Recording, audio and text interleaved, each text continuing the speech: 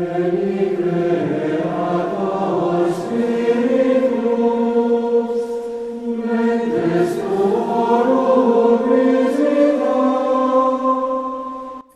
nome do Pai, do Filho e do Espírito Santo. Amém. Como vocês estão, meus queridos, tá? Hoje, nesse dia santo, domingo, aqui no Brasil comemorando a festa de Todos os Santos, finalmente o vídeo do Concílio de Trento, o Sacrosanto Concílio de Trento, o maior concílio ecumênico da história da Igreja, em questão de vamos dizer, tamanho mesmo, durou muito tempo.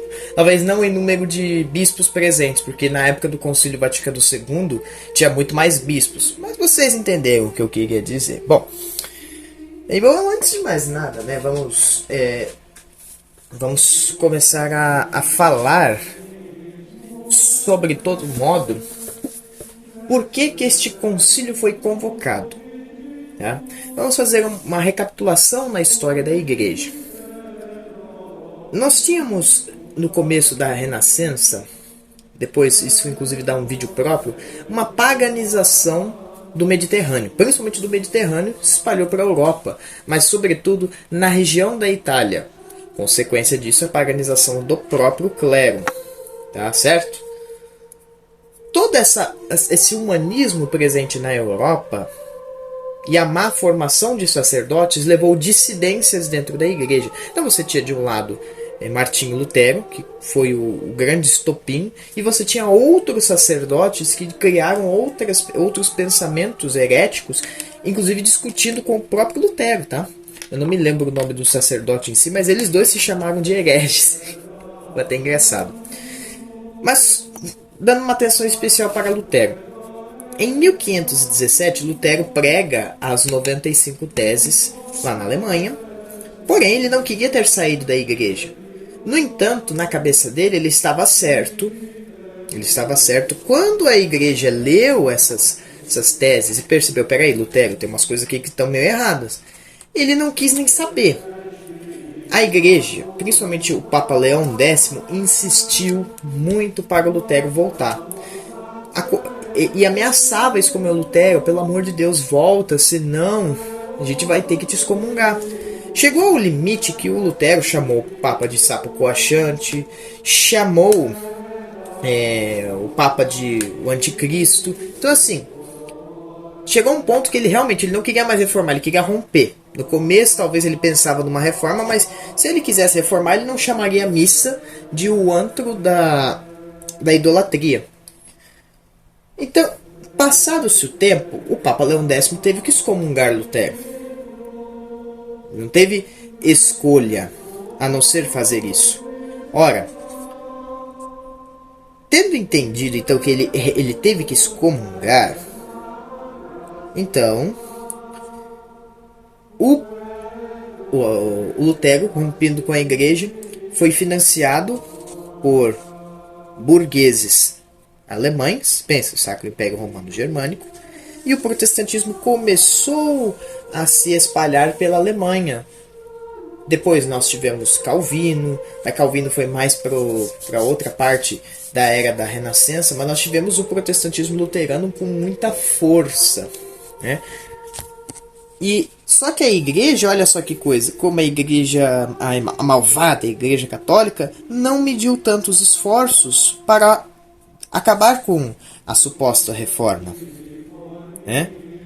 Ela não mediu esforços, porque assim, 1517, Lutero rompe com a igreja uns 4 anos depois, 1521, o Concílio de Trento foi convocado em 1545, 20 anos depois, tá? Então veja, como a igreja não estava tão preocupada, ou pelo menos acreditava que Lutero poderia ter voltado para a fé. Nesse intervalo, também surgiu João Calvino e uma outra vertente da heresia protestante, justamente o calvinismo, né? Então, veja, nós temos Leão X.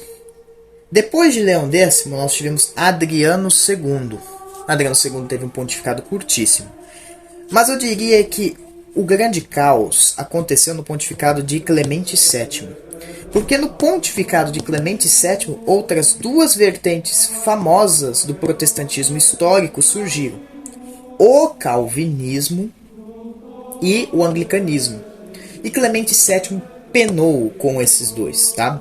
Isso porque, com os anglicanos, ele excomungou Henrique VIII. Todo mundo bem sabe que Henrique VIII queria divorciar com a mulher, porque a mulher não dava filho homem.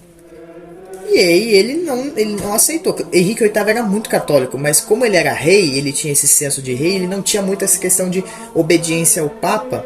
Então ele ignorou a excomunhão e fundou sua própria igreja, entre aspas, católica na Inglaterra.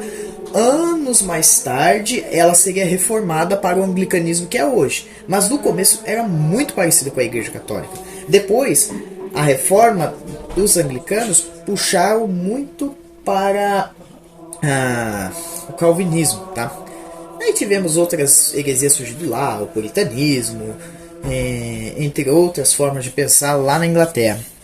Mas Clemente VII teve que lidar com uma problemática pesada: a invasão de Roma. Primeiro que ele foi negligente em alguns aspectos, como por exemplo reforçar as muralhas de Roma. Nós tivemos a invasão tanto por parte dos espanhóis quanto por parte de protestantes advindos da Suíça e do sul da Alemanha. Da Alemanha, cerca de 1000 protestantes destruíram Roma. É o chamado saque de Roma, onde heroicamente a guarda suíça, em uma diferença quase de 10 para 1, se eu não me engano, eram 180 guardas suíços contra 1000 ou 2000 protestantes, agora eu esqueci o número certinho, derrotaram. A guarda suíça salvou a vida do Papa. Ela salvou a vida do Papa, por mais que, vamos dizer, em termos práticos, pode ter sido uma derrota, porque Roma foi destruída, o Papa ficou vivo, e dos 1000, vou dizer que é 1000, mas se eu não me engano, não sei se é 2000 ou 1000, agora me fugiu um número. 800 protestantes foram mortos contra 80 católicos da guarda suíça. Então, veja, com uma mínima vantagem, uma pequeníssima vantagem. Não tinha vantagem, né? Foi desvantagem numérica, venceu o número, né? Um número absurdo de protestantes. Então vocês já perceberam alguma coisa, né? Porque Trento fica mais ao sul da Itália do que Roma. Então vamos lá. No mapa da Itália,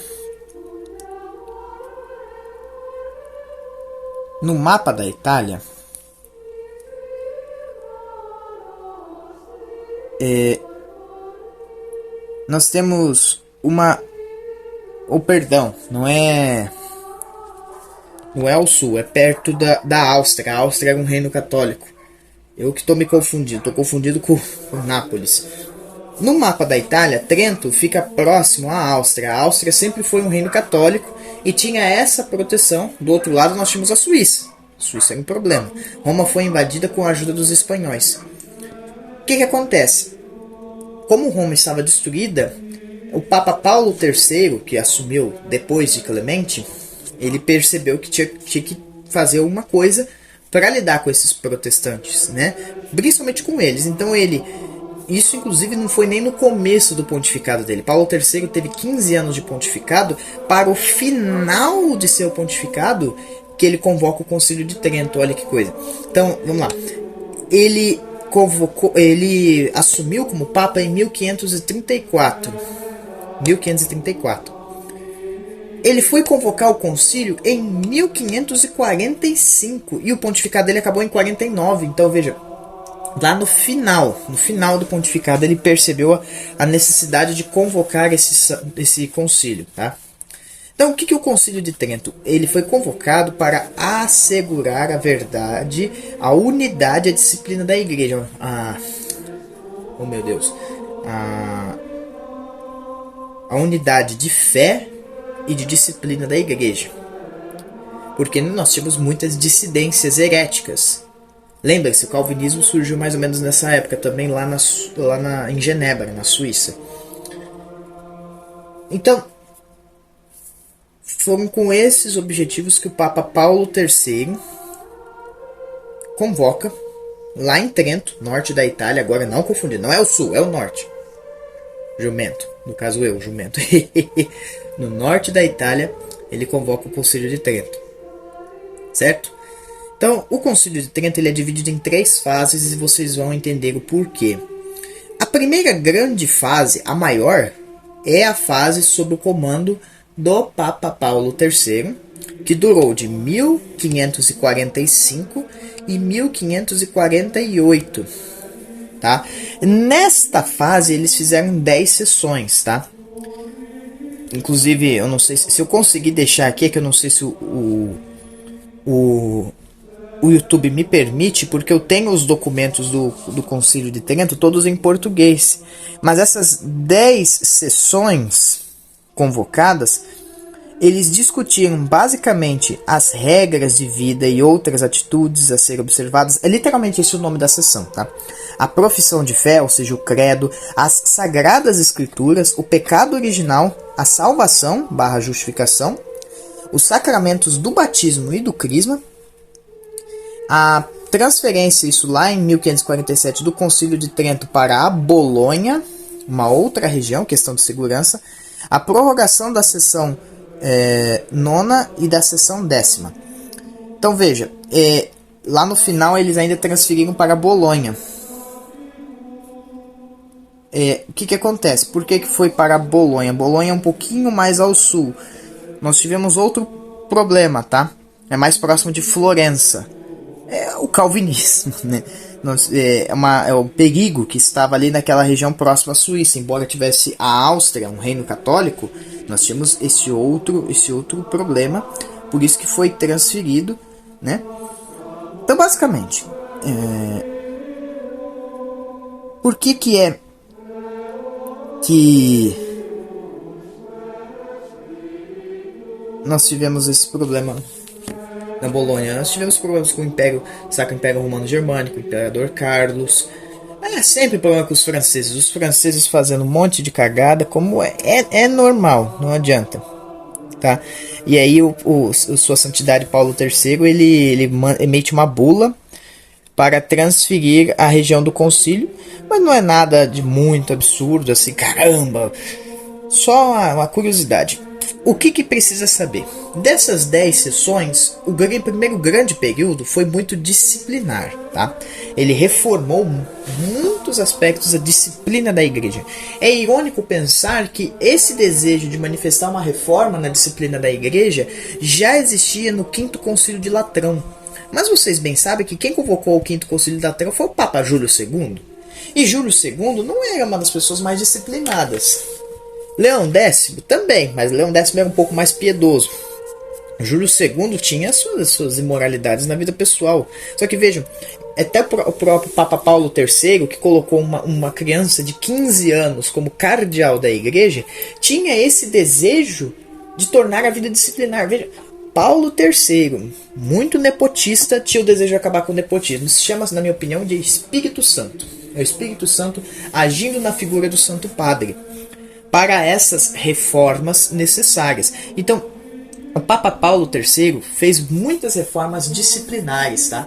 Reformas essas que foram ter seus frutos muitos anos depois. Não pense que foi da noite para o dia. Mas, principalmente, ele fez um decreto sobre a tradição, o pecado original, a justificação, os 7 sacramentos e as sagradas escrituras. Porque, lembre-se, Lutero, quando ele pegou e traduziu a Bíblia para o alemão, Lutero, na sua tradução, ele tirou a primeira, a Carta de Santiago, que fala muito sobre as obras. Ele queria tirar o Apocalipse, ele fez uma alteração, se não me engano, na Carta de São Paulo aos Coríntios. E os livros, os deuterocanônicos do Antigo Testamento, ele disse que eram apenas livros de estudo. Ele não tirou da Bíblia, mas ele deixou como um apêndice, como um bônus, um adicional. Ele falou que não eram livros sagrados. Isso foi basicamente o que mais escandalizou a igreja. Então aqui no Concílio de Trento, anos depois, o Papa Paulo III definiu dogmaticamente. Alguns irmãos protestantes dizem que foi aqui que esses livros foram adicionados. Mas lembre, o próprio Lutero tirou. E já na época dele, 20 anos antes do Trento, ele tirou esses livros. Inclusive livros do Novo Testamento, que ia tirar. E no concílio de Constança, um concílio, se eu não me engano, antes do de Latrão, que é o que encerrou o grande cisma do Oriente lá em 1400, esses livros estavam lá. Ora, mas que livros que foram inventados pelo Trento que já estavam como sagrados 100 anos antes? Então vejam, não faz sentido esses argumentos. Mas foi aqui que foi definido a Vulgata Latina de São Jerônimo como a versão sagrada mais perfeita da Bíblia, dogmaticamente. Vejam, o Concílio de Trento ele se denominou Sacrosanto Concílio. Eu sei que é o nome de um documento do Concílio Vaticano II, mas a diferença aqui, por mais que fosse um concílio para reformar a igreja, ele era dogmático, muito dogmático. Se vocês estudarem as sessões e os documentos desse concílio, é tanto cânon de excomunhão, é maravilhoso de ver. Tipo, aquele que ousar negar a existência do purgatório e de tudo seja excomungado. É maravilhoso, seja anátema, né? Que é mais bonito de falar. Aquele que ousar dizer que as escrituras sagradas seja anátema. Sobre a tradição, o papel da tradição da igreja, inclusive as Sagradas Escrituras são o único livro que a igreja diz que é inerrante, infalível, inspirado por Deus. Nenhum outro escrito a igreja diz que é isso. É maravilhoso. Aí depois eles falam sobre a influência do pecado original, que é apagado no batismo. Se eu não me engano, Lutero, agora eu posso errar no que eu vou falar aqui agora. Lutero cria que o pecado original ficava com a gente até o fim da vida. A justificação, que é uma coisa que Lutero bateu muito. E os 7 sacramentos, porque lembre-se, Calvino e Lutero romperam com os 7 sacramentos. Ignoraram o sacramento da ordem, o sacramento do crisma, o sacramento da unção dos enfermos. Eles criam na eficácia dos sacramentos, mas em apenas basicamente 2. O batismo e a Eucaristia, que eles celebravam a ceia. Até hoje os luteranos, os presbiterianos celebram a ceia do Senhor, o batismo. Mas os outros sacramentos ignoraram ou disseram que era invenção da igreja, tá certo?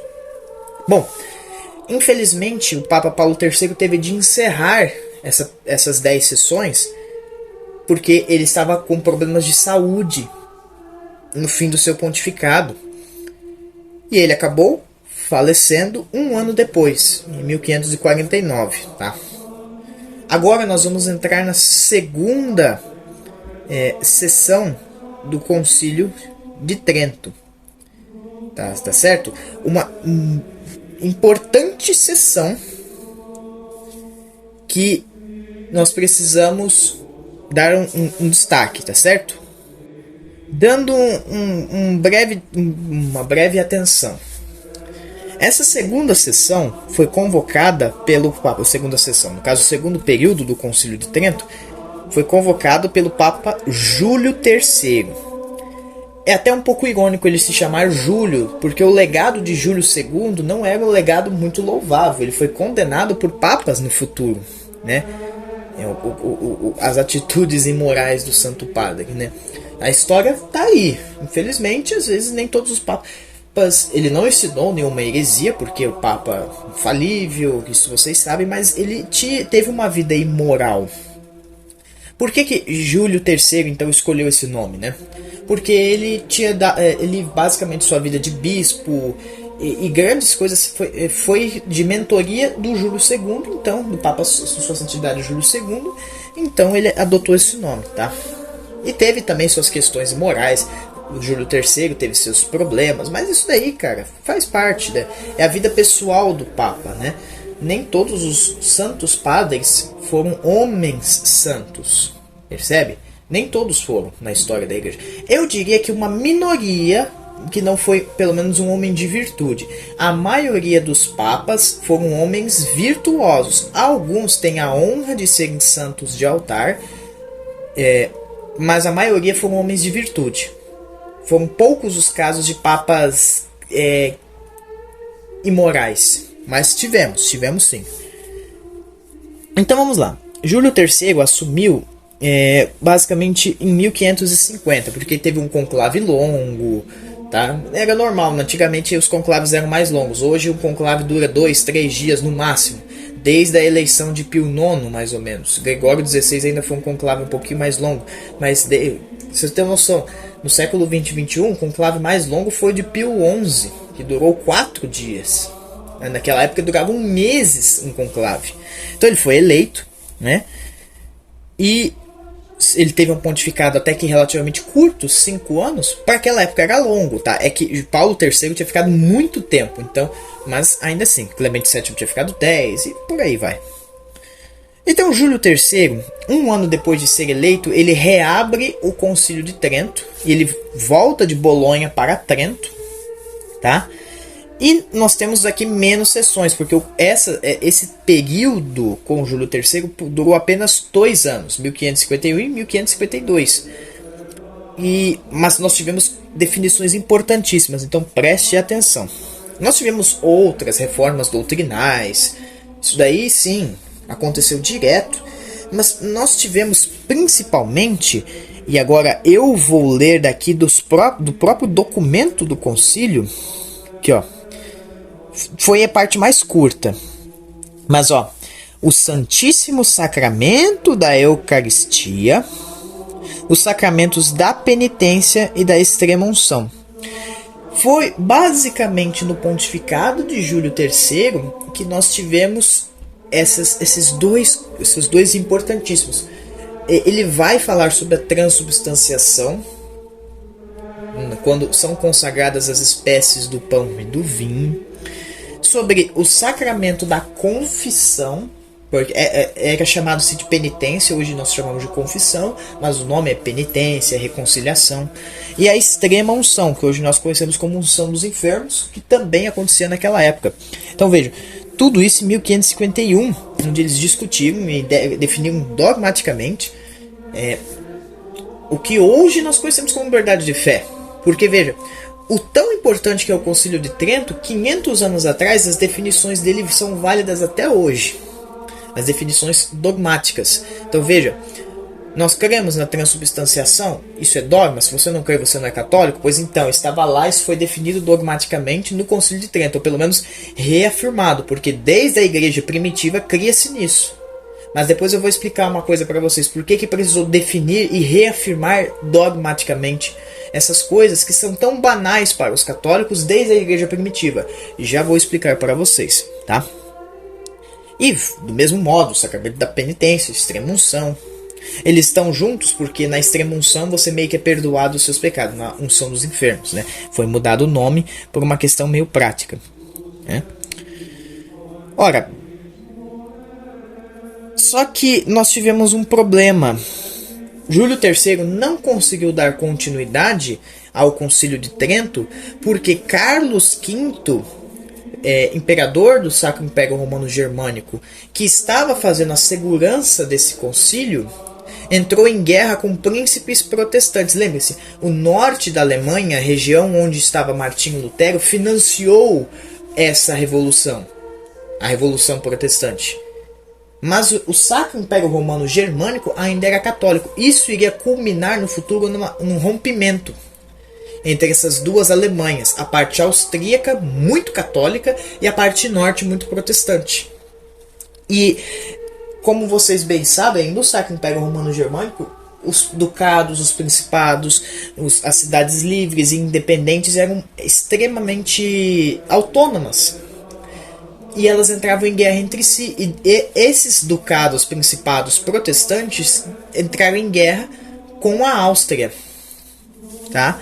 E como o Trento estava sendo assegurado pela Áustria, por segurança, o Papa Júlio III, então, ele suspende, a palavra certa é suspende o concílio.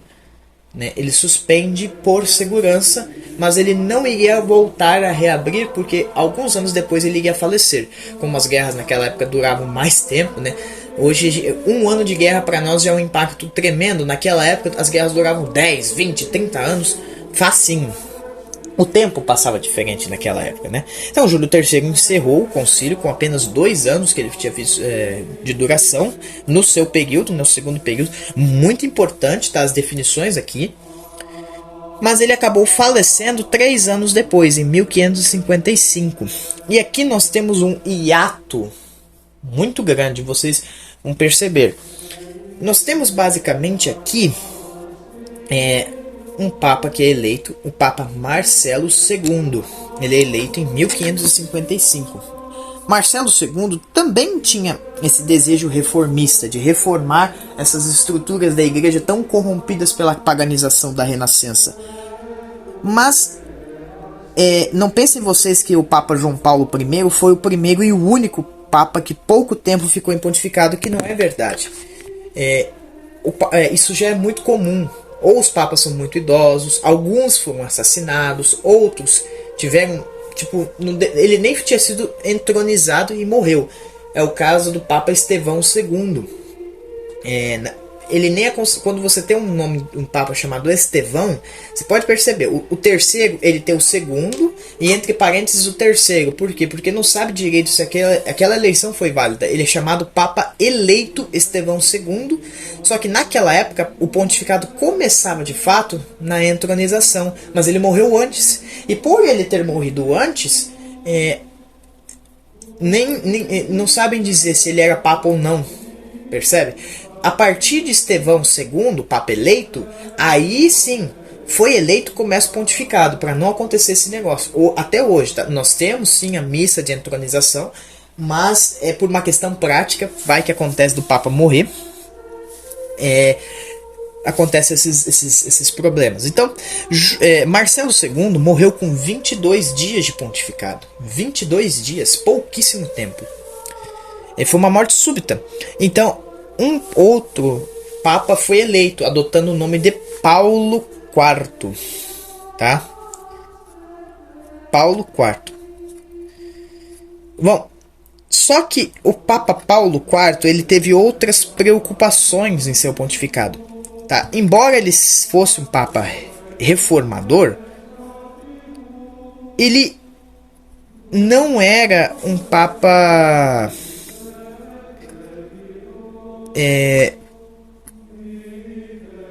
que foi muito querido pelo povo, e vocês vão perceber o porquê. Porque ele era um papa muito difícil. A morte dele, inclusive, é muito emblemática, tá? Ele não quis reabrir o concílio, porque aquela época ainda estava com perigo, e ele não enxergou necessário, pelo menos não em seu pontificado. Ele teve que enfrentar militarmente a França e a Espanha, que estavam querendo de novo fazer cagada nos estados papais. Só que ele era um cara, e ele desenvolveu uma visão muito anti-espanhola, tá? Porque ele foi núncio na Espanha, olha que irônico. A França, no caso, no pontificado dele, ajudou, tá? Porque a Espanha queria invadir de novo os estados papais, a França foi chamada para intervir. Mas a França, vocês sabem que desde uns tempos depois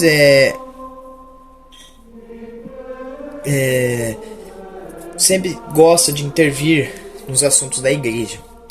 Só que nesse caso aqui ela até ajudou.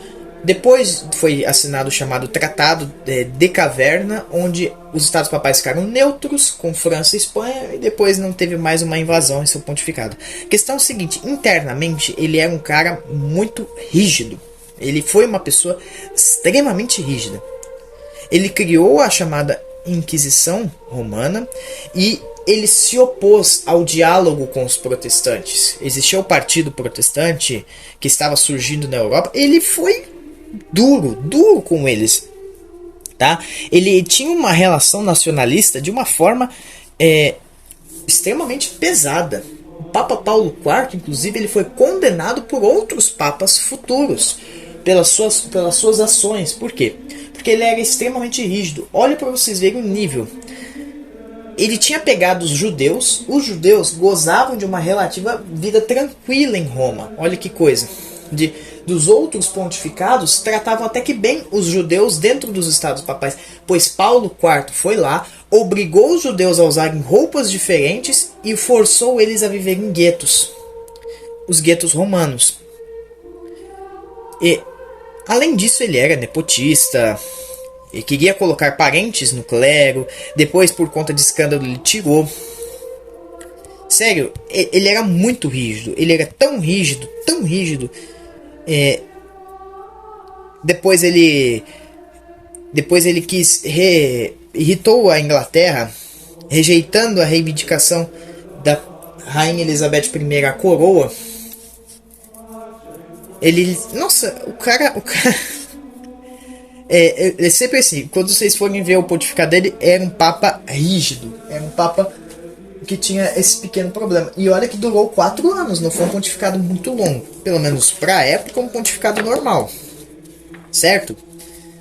O que aconteceu foi o seguinte: devido a essa rigidez em seu pontificado, o povo de Roma, lembre-se, hoje ainda acontece isso, mas o povo de Roma, eu acho, tinha muito mais papel, porque os estados papais eram basicamente o norte da Itália inteiro, né? E Paulo IV, quando ele tinha morrido, fizeram uma comemoração. Ele morreu depois de 4 anos de pontificado, o povo comemorou, tá? Ele comemorou, se eu não me engano, não queriam nem fazer missa de exéquias pela morte do Papa. Porque assim, a forma com a qual ele lidou com certos problemas, de uma forma tão absurda de rigidez, que o povo não comemorou, que o povo comemorou a morte do Papa, né? Não foi basicamente como nós estamos acostumados na Idade Média, que pegaram o corpo do Papa e arrastou pela rua. Mas o povo em Roma, para vocês terem uma noção, decapitaram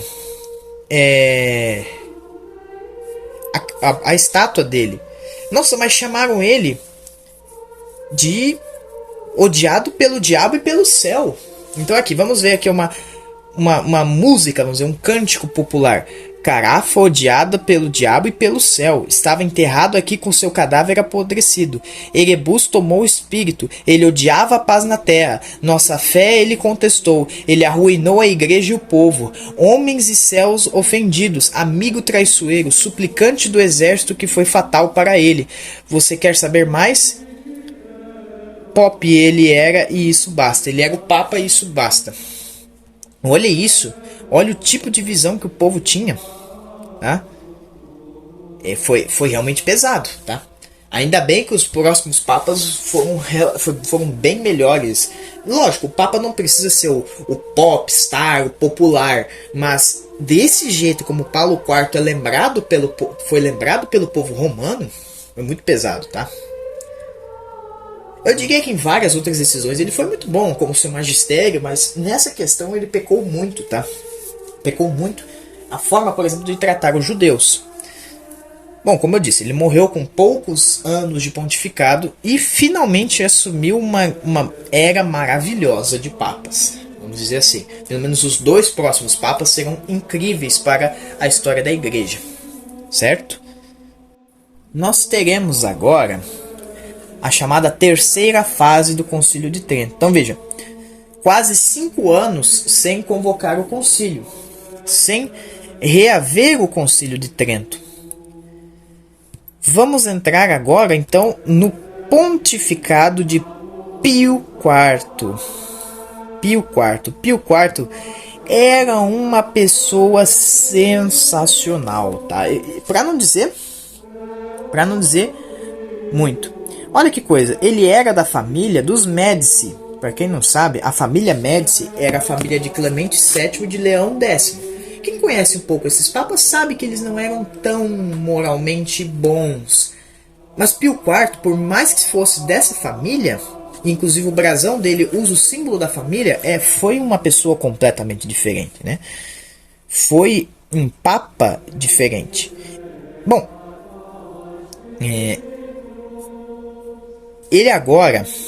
ele tinha uma missão dura. O Concílio de Trento havia sido suspendido no caso, né? Suspendido pelo Papa Júlio III. Ele tinha agora uma outra grande missão: encerrar o concílio, que estava sendo arrastado, que estava, poxa, vai encerrar, não vai, como é que vai ficar? Então, ele falou, não, então agora nós vamos encerrar o concílio. Então ele assumiu em 1559. Em 1562, ele finalmente reabre o Concílio de Trento com a seguinte perspectiva: ó, agora nós vamos encerrar o concílio, finalmente nós vamos definir, vamos finalizar todas as decisões conciliares e botá-la em prática, pelo menos as definições. Então aqui, ele reinstala o Concílio de Trento, tá? Depois ele vai colocar comunhão, as principais decisões que eu poderia ressaltar, tá, do concílio dele, na parte dele, né, do concílio. Foram basicamente decretos doutrinais, mas principalmente documentos para iniciar, vamos colocar o concílio adiante. Nós precisamos fazer esse concílio valer todos esses anos. Ao total foram 18 anos da convocação até o encerramento do concílio. Olha, é muito tempo, tá? Então vamos lá. O que podemos extrair de muito forte dessa sessão, da terceira e última sessão? Terceiro período, né? Foram 25 sessões, 10 sobre o Papa Paulo III, 6, salvo engano, 6 sobre o pontificado de Júlio III, ou seja, então, até a 16ª de Júlio III, e 9 com o Papa Pio IV, total 25, né? Bom, o que eu posso dizer? Ele vai falar sobre as outras partes, ele fala sobre a comunhão sacramental, basicamente a forma de comungar, e os sacramentos unidos. Vamos lá, se eu não me engano, lá na página 111 dos documentos do concílio, ele literalmente vai falar sobre isso, a doutrina da comunhão e ambas as espécies, né, o pão, o vinho. Os leigos, ele fala, os leigos não são obrigados a comungar o vinho, né, no caso o sangue de Cristo, isso aí é do sacerdote. Dispensar o sacramento. Basicamente ele também reafirma as espécies. Se percebe? Fala para as crianças como elas devem comungar, a idade para comungar.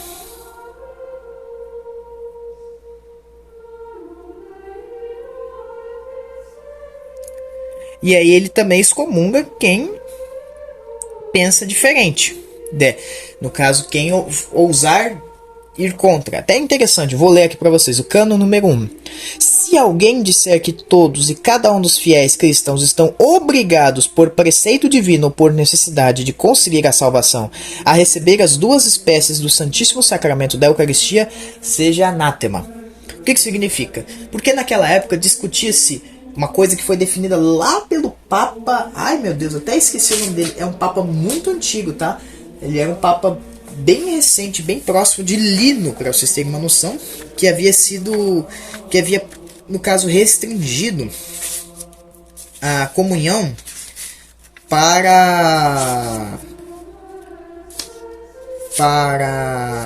do vinho, né? Porque as pessoas estavam ficando bêbadas e porque se você já comunga o corpo de Cristo na hóstia consagrada já tem o sangue. Se eu não me engano foi Santo Higino, não sei se foi ele ou foi o São Pio I, Santo Eleutério, mas foi lá no começo da igreja primitiva. E se discutia de novo isso na época do Trento, 1500 anos depois.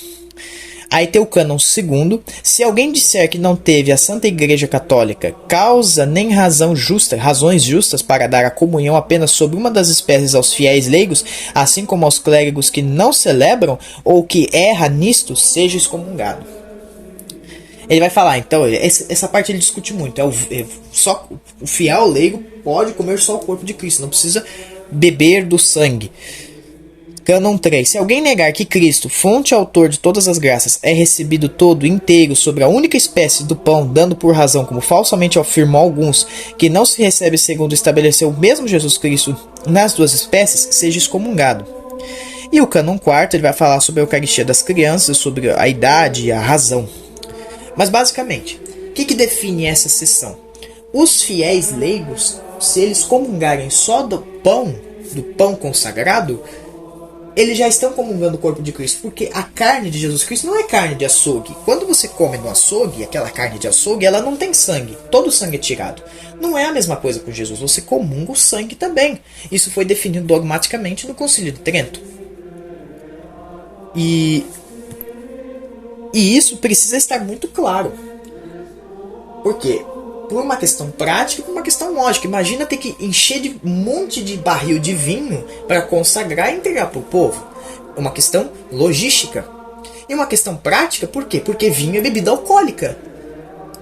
Bebida alcoólica. Isso foi um problema que o Papa, agora eu não me lembro, foi aqueles que eu falei, enfrentou no passado, né? O povo ficava bêbado na hora da comunhão e nós tínhamos muito mais pessoas participando da missa na época de Pio IV, né? Isso foi definido então pelo concílio. E a segunda grande definição, eu acho ela muito bonita também, sobre o sacramento da ordem, uma reforma no sacramento da ordem, quem são os legitimamente ordenados, bispos, sacerdotes, diáconos. Ele também vai falar sobre outros sacramentos, os sacramentos do matrimônio, os bispos e os cardeais, e finalmente na última sessão, na sessão 25, que é uma das coisas que são bem temidas pelos protestantes, a 25ª sessão, o purgatório, a invocação e veneração das sagradas relíquias dos santos e das sagradas imagens, os religiosos, as monjas, as indulgências, a mortificação. Basicamente essa última parte foi tudo isso. Ele falou sobre os religiosos, falou sobre os santos, as imagens sacras, as indulgências, tá? As indulgências. Então, sublime que era, tá bom? Essa basicamente foi as últimas decisões. Ele finalmente encerra o Concílio de Trento. O concílio foi assinado então por padres de 15 nações diferentes, oriundos de 15 nações, as suas 217 atas, se não me engano. Impressionante. E foi também no pontificado de Pio IV, onde deu uma acalmada na relação com os protestantes, que anglicanos foram convocados, vamos assistir o concílio, luteranos, calvinistas, olha só que coisa, uma coisa que a igreja sempre manteve, inclusive no Vaticano I, no Vaticano II, isso é da época do Trento, tá? Chamar protestantes. Infelizmente, então, infelizmente não, o concílio finalmente acabou. Pio IV, um grande papa muito querido pela população de Roma. Por quê? Porque ele fez algumas reformas na administração romana. Era um papa mais popular, era um papa que melhorou o sistema de aquedutos, o povo começou a receber mais água. Tá? Foi um papa diferente, eu diria que um homem muito santo, se for falar bem, um homem muito piedoso, tá? Ele também fez outras, reconstruiu a Basílica de Santa Maria, Academia Pontifícia. Então assim, foi um papa que quando morreu o povo chorou, né? O Papa Pio IV, tá? Mas o próximo papa, e eu preciso falar dele porque ele foi determinante, tá? São Pio V, que era da ordem dominicana, né? Os pregadores. Ele não esteve, ele foi sim bispo, presente nas sessões do Concílio de Trento, mas ele não foi um papa do concílio. Só que eu preciso falar sobre a sua participação por uma seguinte razão.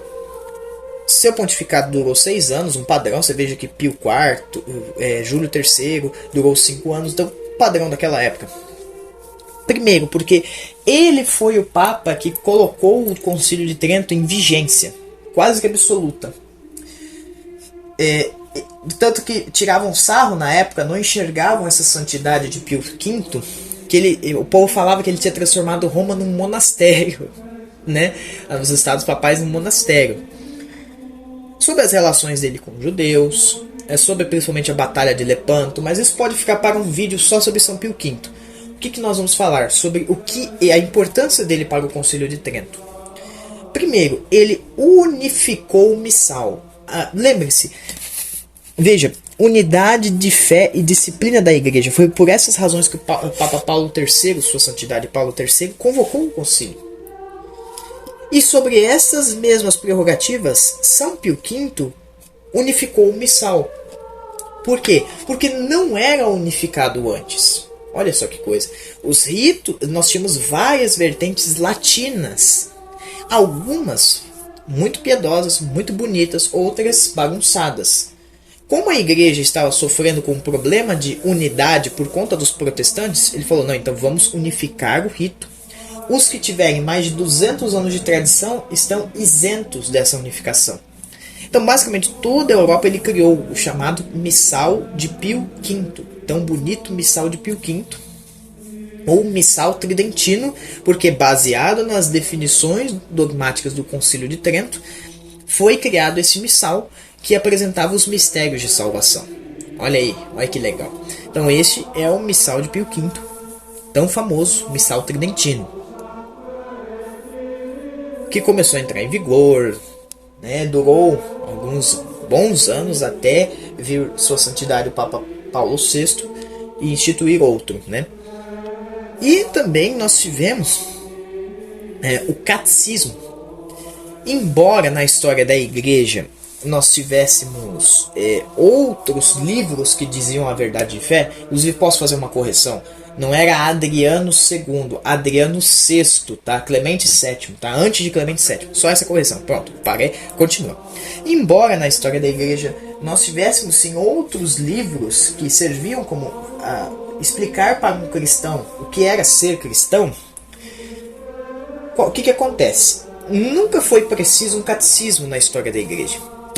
Nós tivemos lá na época dos apóstolos a Didaquê, um catecismo escrito pelos discípulos de São João. É um livrinho curtinho que diz sobre a Eucaristia, sobre a confissão, o que o católico daquela época precisava para ser católico. E depois, mais tarde, Santo Tomás de Aquino vai ter uma obra dele chamada As Catequeses, onde basicamente é compilado nas catequeses de Santo Tomás um proto-catecismo que foi inspiração por São Pio V, porque São Pio V era dominicano, veja só. Na verdade, Santo Tomás de Aquino foi importantíssimo, porque ele foi um dos autores de referência do Concílio de Trento. As ideias dele, tá? As ideias dele foram, a base do Concílio de Trento, a Suma Teológica, Suma contra os Gentios, né? Ele foi basicamente a grande referência do Trento. E baseado nesse livro, As Catequeses de Santo Tomás, que agora eu preciso também fazer um outro disclaimer. Antes de Lutero e sua revolução, se você se dizia cristão na Idade Média ou na Idade Antiga, já subentendia que você era católico. Ah, mas os ortodoxos? Os ortodoxos, nós tínhamos algumas diferenças com eles, mas eles são muito parecidos conosco. Creem nos mesmos sacramentos, quase todos os mesmos dogmas, e eles são considerados, vamos dizer, católicos, vêm dos apóstolos. Mas principalmente na Europa. Fala, eu sou cristão, eu sou católico. Então mesmo essas verdades de fé, elas nunca foram questionadas. E se foram questionadas, eram combatidas. Mas por conta do protestantismo, a velocidade que ele se espalhou e ele destruindo as verdades de fé milenares da época dos apóstolos, foi necessário que o Trento afirmasse dogmaticamente. Olha, para você ser católico, você precisa crer nisso, nisso, naquilo. São Pio V, de maneira brilhante, compilou essas decisões do Concílio de Trento num catecismo. O catecismo romano, até hoje você pode comprar. Ele é baseado nas definições dogmáticas do Sacrosanto Concílio de Trento. Então, se você quer ter um acesso, poxa, o que o Trento definiu? Compra o Catecismo Romano. Lá você vai ter todas essas definições. Quem que redigiu o catecismo? Foi a Sagrada Congregação para a Doutrina da Fé, naquela época Tribunal do Santo Ofício, ou sobre a tutela do Papa São Pio V, que definiu basicamente o que aconteceu com o é muito parecido com o que aconteceu com o Concílio Vaticano II. As definições do Concílio Vaticano II foram escritas no Catecismo da Igreja Católica, o amarelinho que nós conhecemos, O São Pio V foi uma mistura de Papa Paulo VI com João Paulo II. Escreveu um catecismo e promulgou um missal. É um exemplo chulo, né? Ou na realidade eles dois foram um São Pio V separado. E foi isso. Esse catecismo é uma das coisas mais importantes da igreja, que é a inspiração dogmática até hoje. Ele não foi revogado, ele não foi retirado das suas fileiras, não, muito pelo contrário, ele é válido e pode ser usado. Lógico, algumas coisas mudaram, porque obviamente muda papa, vem papa, muda papa. Normal, faz parte, mas ainda assim é muito importante. Ele é tradição da igreja. E essa é uma das grandes importâncias de São Pio V. Todos os outros papas subsequentes, vamos lá, Gregório XIII, que ficou 12 anos de pontificado, Sisto V, todos os outros, basicamente, eles deram muita atenção para o Concílio de Trento e para as reformas. São Pio V basicamente lutou contra o nepotismo. Até hoje existe.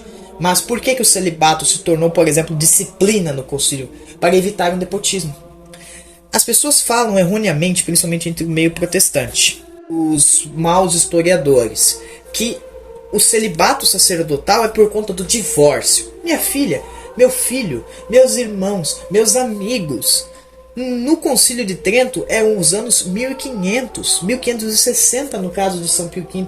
Como é que vai existir divórcio naquela época? O divórcio é uma invenção moderna. Essa terrível coisa que o Estado inventou, que as ideologias inventaram, chamada divórcio, é uma época moderna. É do século XIX. Não minto, do século XX. Nem no século XIX pensava em ter divórcio.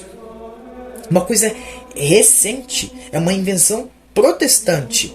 A ideia do divórcio, como rompeu a ideia de sacramento do matrimônio. O matrimônio não é sacramento, é só um contrato. Invenção protestante. Ponto. Não se pensava em divórcio na Europa naquela época. Na realidade, nem... Olha que... Meu Deus, são tantos anacronismos. O celibato sacerdotal se tornou disciplina quase que obrigatória por uma outra questão. O celibato sempre foi incentivado pela igreja entre padres, diáconos e bispos. Antigamente era mais comum nós termos diáconos casados, sim, até padres, sim.